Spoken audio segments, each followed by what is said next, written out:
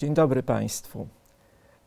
Bohaterem naszych rozważań będzie poeta Miron Białoszewski. Poeta urodzony w roku 1922, zmarły w roku 1983. To jeden z wielkiej czwórki poetów polskich urodzonych na początku lat 20., którzy przeżywszy wojnę, można powiedzieć, stworzyli poezję polską na nowo. Osiągnęła ta poezja zresztą bardzo wysokie poziomy. Można by powiedzieć, że tworzyli ci poeci taki artystyczny kwartet. I Białoszewski był jednym z tych właśnie 4 artystów tworzących ten ensemble. No, tak jak to w kwartecie muzycznym bywa, każdy z artystów odgrywa inną rolę, każdy posługuje się innym instrumentem. No i tutaj w przypadku tego kwartetu poetów, do których należał Białoszewski, też tak było. Pierwsze skrzypce, wydaje się, że grał w tym kwartecie najstarszy z tej czwórki, Tadeusz Różewicz. No, jak podzielić rolę w wypadku innych poetów, to by było bardziej skomplikowane, ale niewątpliwie on jako pierwszy ogłosił taką potrzebę, taką deklarację złożył, iż należy na nowo zdefiniować język poezji po doświadczeniu wojennym. Zadebiutował książkowo najwcześniej spośród tej czwórki. No, kto tam jeszcze do tej czwórki należał, warto wymienić tych 4 wielkich poetów. Różewicz, wspomniany, Białoszewski, rocznik 22, Szymborska, rocznik 23 i Herbert, rocznik 24. Każdy, tak jak powiedziałem, miał do odegrania swoją rolę w tym zespole. Każdy zdefiniował w swoisty sposób, odrębny sposób swój język poetycki. I w przypadku Białoszewskiego wydaje się, że ten język jest najbardziej złożony. Można by powiedzieć, że nawet jest Białoszewski poetą wielojęzycznym, że operuje na przestrzeni swojej twórczości bardzo różnymi głosami. Oczywiście te głosy różnią się w sposób bardzo subtelny między sobą. To są niuanse, ale jednak tak jest. I warto w ten sposób podejść do lektury Białoszewskiego, by mieć tego właśnie świadomość, że jest on autorem, który wieloma różnymi głosami poprzez swoją poezję do nas przemawia. I co jeszcze jest istotne, te głosy nie zupełnie odzywają się tak równocześnie, tylko rzeczywiście w jego twórczości można byłoby zauważyć kilka etapów, w których dany podjęzyk poetycki, że tak powiem, funkcjonował, dominował. A od czego się to wszystko zaczyna? Od czego się ta droga poetycka Mirona Białoszewskiego zaczyna? No zasadniczo zaczyna się od jego debiutu książkowego, który przypadł na rok 1956 i był to tom wierszy pod tytułem Obroty rzeczy. No i może i poprzez ten tytuł, ale i poprzez oczywiście zawartość tego tomu, układ wierszy, które tam zostały zawarte, na Białoszewskiego zaczęto patrzeć od momentu jego debiutu jako na poetę rzeczy. No, tytuł Obroty rzeczy wyraźnie wskazywał na to, że rzecz będzie istotnym motywem przewijającym się przez jego twórczość. I zasadniczo w ten sposób Białoszewskiego czytamy. W ten sposób czyta się Białoszewskiego w szkole. Od tego bardzo często też zaczyna się lekturę Białoszewskiego, gdy się chce zgłębiać jego poezję i jego twórczość, gdy się chce, no właśnie, odkrywać te jeszcze inne języki, inne głosy, które się w jego poezji odzywają, uobecniają. Białoszewski jako poeta rzeczy, no, ten, można powiedzieć, kult rzeczy, który się pojawia w jego twórczości, musi mieć swoje przyczyny, musi mieć swoje powody. To, że to właśnie przedmiot i to przedmiot z najbliższego otoczenia człowieka zaczyna być w centrum uwagi artysty i oczywiście znajduje się potem w centrum opisów, relacji poetyckich. Skąd to się mogło wziąć? Oczywiście można by poszukiwać bardzo różnych przyczyn, ale wydaje się, że należałoby tutaj wrócić do faktu, iż Białoszewski, tak jak i trójka pozostałych poetów z tej wielkiej czwórki, że wszyscy oni i że ich twórczość w dużym stopniu, chyba w największym stopniu jednak determinowało doświadczenie wojenne. Doświadczenie wojny i okupacji. I nie tylko sam fakt ocalenia i możliwość rozwinięcia swojej twórczości, ukształtowania jej w sposób oryginalny, niepowtarzalny, ale również to, co się w trakcie tego doświadczenia wojennego działo, te doświadczenia, które składały się na to przeżycie zasadnicze danego poety. Jak to było w przypadku Białoszewskiego? On był poetą mieszkającym od urodzenia w Warszawie i zresztą z tym miastem był związany aż do śmierci. I jego doświadczeniem, takim życiowym, wojennym, generacyjnym, zasadniczym, egzystencjalnym doświadczeniem było doświadczenie Powstania Warszawskiego w roku 1944. Oczywiście cała okupacja i całe doświadczenie wojenne tutaj odgrywało też znaczącą rolę. W swoich zapisach prozatorskich późniejszych napisał on na przykład, że pierwsze naloty we wrześniu 1939 roku, pierwsze bombardowania spowodowały wielki strach w nim. Więc ta trauma wojenna zaczęła się już wcześniej, ale jej apogeum było Powstanie Warszawskie, które było, no mówiąc w największym skrócie, wielkim pożarem świata, zagładą miasta w sensie materialnym, ale także w sensie ludzkim. I to był chyba też początek jakiegoś zupełnie nowego spojrzenia Białoszewskiego na rzeczywistość i na świat, i także na sferę rzeczy, przedmiotów. Nie tylko chodziło o to, żeby przeżyć. W napisanym wiele lat po wojnie pamiętniku z Powstania Warszawskiego Białoszewski stwierdza, że ta jego opowieść o powstaniu będzie opowieścią o grupie ludzi funkcjonujących, żyjących na tle możliwości zachowania życia. A więc chodziło o przeżycie i trzeba było oczywiście o to życie walczyć różnymi sposobami, na różne sposoby starać się ocalić je, ale również ginęły, i co też można znaleźć w jego narracji pamiętnikarskiej, również ginęły wtedy domy i przedmioty. To była śmierć miasta, także śmierć istnień ludzkich, ale także śmierć przedmiotów. I to jest chyba jedna z przyczyn takiego zainteresowania przedmiotami, bowiem wraz z zakończeniem wojny, wraz z powrotem do odbudowywanej stopniowo Warszawy, przedmiotów nie było. Nie było ich nadmiaru. Raczej można by powiedzieć, że nie było możliwości skorzystania nawet z najprostszych przedmiotów. To, że niedostatek zapanował w tej dziedzinie, to jest fakt. I być może ten niedostatek decydował o tym, żeby na przedmioty zwrócić uwagę, no nie tylko jako na konieczne do życia, do funkcjonowania, ale także na przedmioty, które możliwe, że są czymś więcej niż to się do tej pory wydawało. Być może są takimi zjawiskami, na które trzeba spojrzeć inaczej, które nie są takie oczywiste, więc są być może czymś zupełnie niecodziennym.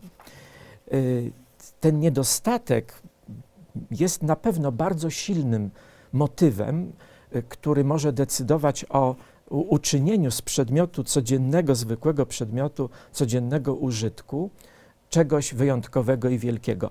I tak jest w istocie, jeśli byśmy spojrzeli na przykłady literackie, na przykłady poetyckie. No, wystarczy zajrzeć do jednego z cyklów obrotów rzeczy Białoszewskiego, żeby zetknąć się na przykład z takim opisem łyżki durszlakowej. To słynny opis. Jakże się cieszę, że jesteś niebem i kalejdoskopem, że masz tyle sztucznych gwiazd, że tak świecisz w monstrancji jasności, gdy podnieść twoje wydrążone półglobu dokoła oczu, pod powietrze, jakżeś nieprzecedzona w bogactwie łyżko durszlakowa. A w następnym fragmencie w równie podniosły sposób jest ukazywany piec. Piec też jest piękny, ma kafle i szpary, może być siwy, srebrny, szary, aż senny, a szczególnie kiedy tasuje błyski albo gdy zachodzi i całym rytmem swych niedoskonałości w dzwonach palonych, polanych biało wpływa w żywioły obleczeń monumentalnych. No właśnie, to ostatnie słowo, które pojawia się w tym cytacie, chyba może służyć za wyjaśnienie, co się tutaj z przedmiotami w tym opisie poetyckim dzieje. One zostają uwznioślone. One są czymś zupełnie wyjątkowym. Hiperbolizacja tutaj rządzi tym opisem. Można byłoby jeszcze spojrzeć na inne przykłady. W równie podniosły sposób jest na przykład opisywany stół. No, stół konieczny do życia w codzienności, to zupełnie rzecz oczywista. Okami sęków pawi się stół bukowy, sosnowy, dębowy, konar, odkryty w pół. Również uwzniośleniu podlegają inne przedmioty, które wypełniają mieszkanie, choćby szafa i pufa to z wiersza Sztuki piękne mego pokoju. No właśnie, sztuki piękne mego pokoju stają się przedmiotami, które odsłaniają jakieś ukryte, dziwne, nieznane wcześniej piękno. I żeby je uchwycić, należy je przedstawić w sposób uwznioślony. To jest metoda Białoszewskiego na to, żeby oddać tym przedmiotom, które stały się tak cenne w sytuacji powojennej, oddać hołd. No ale to chyba nie tylko to, gdy chodzi o stosunek poety do przedmiotów. Bo można byłoby zadać pytanie, drążąc przyczyny tego uwznieślenia, czy rzeczywiście tylko chodzi o ukłon w stronę przedmiotu, o dowartościowanie, docenienie go? Nie tylko. Bowiem te przedmioty ujrzane właśnie w tej nowej perspektywie, tak uwznioślone, zaczynają odsłaniać jakąś tajemnicę, którą w sobie kryją. I w wierszu, który tytułem nawiązuje wprost do tytułu tomu o obrotach rzeczy, właśnie tego rodzaju perspektywa w patrzeniu na przedmioty, właściwie perspektywa zupełnie zaskakująca się odsłania. Przeczytam ten wiersz w całości. O obrotach rzeczy, a one krążą i krążą, przebijają nas mgławicami. Spróbuj schwycić ciało niebieskie, któreś z tych zwanych pod ręką. A czyj język najadł się całym smakiem mlecznej kropli przedmiotu? A kto wymyślił, że gwiazdy głupsze krążą dokoła mądrzejszych? A kto wymyślił gwiazdy głupsze? No właśnie, znowu uwznioślenie mamy w takiej kosmicznej perspektywie. Przedmioty są jak ciała niebieskie i obserwatorzy i użytkownicy tych przedmiotów to też ciała niebieskie, ale ktoś pomiędzy tymi ciałami niebieskimi ustalił jakąś hierarchię, ustalił jakiś porządek. I pojawia się w puencie tego wiersza pytanie, no kto to wymyślił, że są jakieś gwiazdy głupsze i że są jakieś gwiazdy mądrzejsze? Człowiek jako użytkownik przedmiotów sytuuje się w roli kogoś, kto panuje nad nim. To przedmioty są mu podporządkowane. On wytwarza niejako jakąś taką siłę grawitacji, przyciąga do siebie przedmioty, używając ich. Ale w tej wizji Białoszewskiego jest odwrotnie. To przedmioty samoistnie krążą i przebijają mgławicami tych, którzy ich używają. A więc przedmioty nie są podporządkowane człowiekowi, który być może sądziłby, że jest tą gwiazdą mądrzejszą. To one zaczynają odsłaniać jakąś tajemnicę, którą w sobie kryją, i spojrzenie na całą rzeczywistość, na relacje człowieka z przedmiotami musi ulec przewartościowaniu. Człowiek być może jest w zupełnie podrzędnej sytuacji względem przedmiotów. To one być może panują, to być może one rządzą, to one dyktują warunki. Zresztą ten, który by chciał zgłębić przedmiot, od razu może zetknąć się z kłopotami.